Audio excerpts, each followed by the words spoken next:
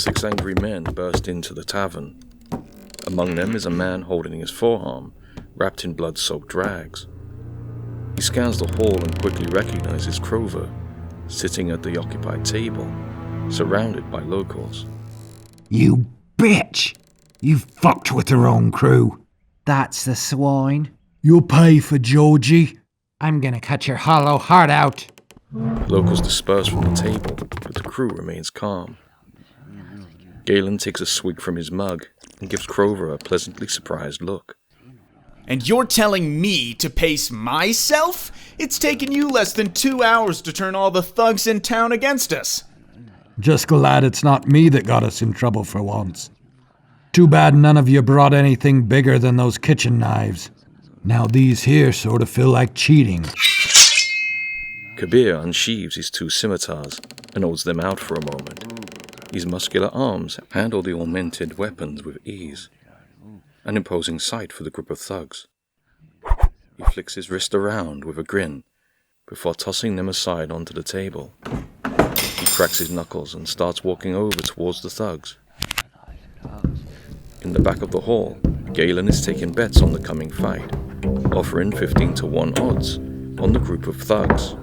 As Kabir approaches his foes, the one in front readies his cleaver.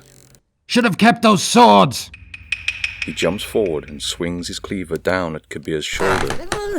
Kabir leans back and narrowly dodges the weapon. When Kabir tilts his torso forward again, he uses the momentum to sink his massive fist into the face of the thug, knocking him out cold. The man's rigid body falls straight backwards. Kabir grabs the cleaver out of his hand before he hits the ground. The man is stretched out on the floor unconscious. The remaining 5 thugs are baffled for a brief moment before regaining their courage. The first of them to react comes from the side, but Kabir hurls the cleaver right into his shin bone. He falls over and starts screaming in pain. The rest of the thugs break loose from their positions at the door and jump at Kabir. Large as he is, Kabir is able to block the first few punches. One of the thugs picks up a wooden stool and swings it at Kabir's head. It breaks as it hits Kabir in the jaw, forcing him to take a step back disoriented.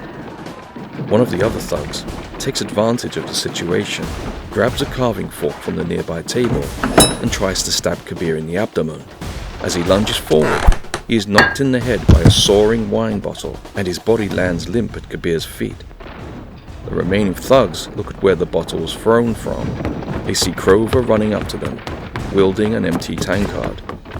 The first thug she meets desperately tries to land a blow, but Crover catches his fist in the mug.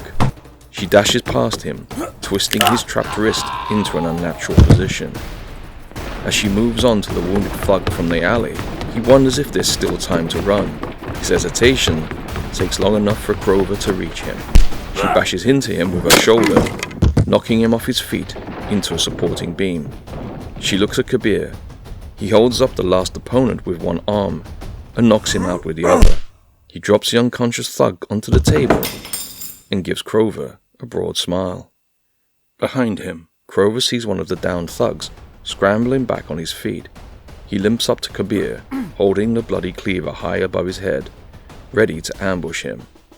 Crover throws her mug right past Kabir, in the throat of the tenacious attacker. He goes down gurgling in agony, barely able to breathe. Galen is excitedly watching the spectacle from the side with both hands covering his mouth. An amazing display of skill, with a thrilling conclusion. That last fellow behind you almost got a nasty cut in. Is it the ale or the years, Kabir? Too busy hiding to warn me. And stain my good name? A bookie can't interfere. The assailants lie defeated on the floor. After the traveler's victory, the patrons that stayed inside ease up and move away from the walls. I'm sorry, folks, no bet winners tonight. Fair fight, but those amateur goons were simply outmatched. This is what I like about rest stops. Stretching my legs and my arms. Crover walks over to the heaving thug, who's heavily bleeding from his leg, and takes a mug from a nearby table. She squats down near his face and pours the cold ale over his head. Hey, pull yourself together. You're gonna have to be a big boy and get up on your feet. Someone has to drag your friends out of here, right? Oh, and don't tell us to get out of town again. We won't run from anything or any...